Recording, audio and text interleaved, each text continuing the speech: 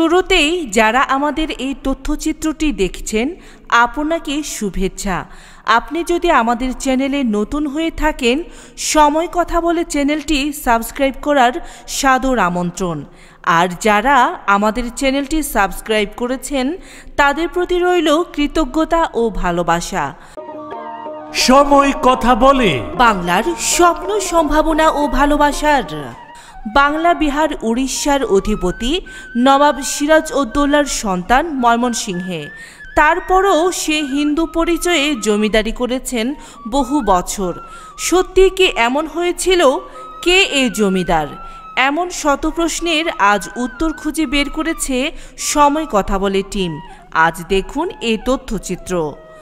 নবাব সিরাজউদ্দৌলার ঘনিষ্ঠ সহচর ছিলেন মোহনলাল, আর মোহনলালের এক আদরের ছোট বোন ছিল নাম মাধবী। সে ছিল সুদর্শনা। তাকে দেখেই প্রেমে পড়েন নবাব সিরাজ। তাকে ভালোবেসে নবাব সিরাজ তার নাম রাখেন হীরা। হীরার সাথে সিরাজের প্রেমের প্রণয় ঘটতে ঘটতে গভীর প্রণয়ের রূপ নেয়। এক সময় হীরার একটি সন্তান জন্ম হয়, কিন্তু এই ঘটনাটি তখনও কেউই জানত না। হীরার সন্তান হওয়ার পর মানসিক দুশ্চিন্তায় পড়ে যান নবাব সিরাজ। তার নানা আলীবর্দী খাঁ এই ঘটনা জানলে তার কঠিন পরিস্থিতির সম্মুখীন হতে পারে। এই ভেবে একদিন নবাব সিরাজ এক তেজস্বী ঘোড়ার পিঠে হীরার সন্তানকে বেঁধে ঘোড়ার পায়ে তীর বিদ্ধ করে ছেড়ে দেয়। নবাব সিরাজ ভাবে ঘোড়াটি শিশুটিকে নিয়ে দূরের কোনো গায়ে চলে যাবে। সেখান থেকে কেউ না কেউ শিশুটিকে নিয়ে লালন পালন করবে তাদের পরিচয়ে। কিন্তু মায়ের মন কি কখনো তা সহ্য করতে পারে? না, পারে না। তাই এমন হৃদয় বিদারক দৃশ্য দেখে হীরা তার ভাই মোহনলালকে সকল বিষয় জানান। মোহনলাল এসব শুনে শিশুটিকে উদ্ধার করে। পরে সিদ্ধান্ত নেন এই এলাকা ছেড়ে তার বোন হীরা ও তার সন্তানকে নিয়ে দূরে কোথাও চলে যাবে। কিন্তু তৎকালীন নবাব সিরাজের নানা আলীবর্দী খাঁ তিনি বিষয়টি জেনে যান আর ভাবে মোহনলাল চলে গেলে সিরাজের সমস্যা হতে পারে। এ কথা ভেবে মোহনলালের বোন হীরাকে মুসলিম রীতি অনুযায়ী সিরাজের সাথে বিবাহের সিদ্ধান্ত নেন। পরে হীরার মুসলিম নাম দেয়া হয় আলেয়া, আর তাদের বিয়ে হয় এক ঝিলের পাড়ে। কথিত আছে তার নামই আজ মুর্শিদাবাদে হীরার ঝিল নামে পরিচিত। পরবর্তীতে নবাব আলীবর্দী খাঁর মৃত্যুর পর নবাবের দায়িত্ব পান নবাব সিরাজউদ্দৌলা। পলাশীর যুদ্ধের সময় তার পরাজয়ের অবস্থা দেখে মোহনলাল বাসুদেব ও হরলালকে নিয়ে পালিয়ে চলে আসে এই ময়মনসিংহে। সঙ্গে তার বোনের সেই ছোট্ট সন্তানটিকে নিয়ে আসে। এখানে এসে আলেয়ার পুত্রকে দত্তক দেওয়ার সিদ্ধান্ত নেন মোহনলাল। তখন ময়মনসিংহের জমিদার ছিল শ্রীকৃষ্ণ চৌধুরী। নবাব সিরাজের পরিচয় গোপন রেখে শ্রীকৃষ্ণ চৌধুরীর কাছে বাসুদেবের কাকা আমহাটির বিনোদ রায়ের ছেলে তার ভাতিজা বলে দত্তক দেওয়ার কথা হয়। কিছুদিন পর শ্রীকৃষ্ণ চৌধুরীও মারা যান। অন্যদিকে মোহনলালকে খুঁজতে ইংরেজরা গুপ্তচর লাগায় এই ময়মনসিংহ পর্যন্ত।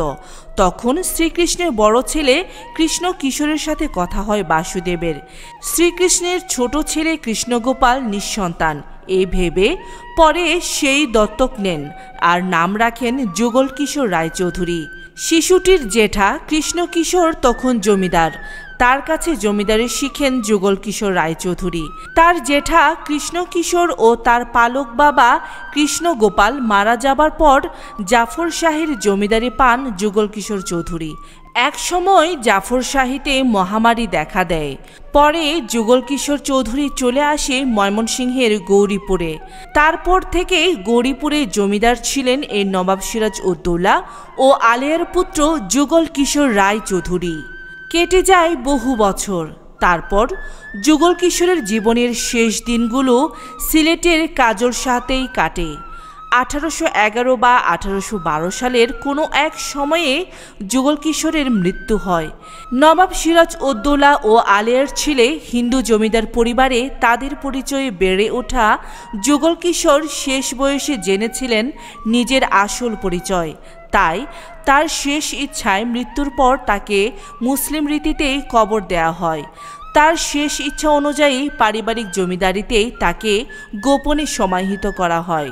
হ্যাঁ প্রিয় ভিউয়ার্স, অনেকের হয়তো জানা ছিল না ময়মনসিংহে নবাব সিরাজের ছেলে হিন্দু জমিদার ছিলেন যুগল কিশোর রায়চৌধুরী। হ্যাঁ প্রিয় ভিউয়ার্স, কেমন লাগলো আমাদের আজকের তথ্যচিত্রটি? যদি তথ্যচিত্রটি ভালো লাগে লাইক শেয়ার করতে ভুলবেন না, আর কমেন্টসে জানাবেন আর কি কি ধরনের তথ্যচিত্র আপনি দেখতে চান। প্রিয় ভিউয়ার্স, ইতিহাস, ঐতিহ্য, কৃষি আর প্রকৃত বাংলার রূপ দেখতে সময় কথা বলে চ্যানেলের সঙ্গে থাকুন। সাবস্ক্রাইব, কমেন্টস করে আমাদের সামনের কাজগুলো করার অনুপ্রেরণা দিন।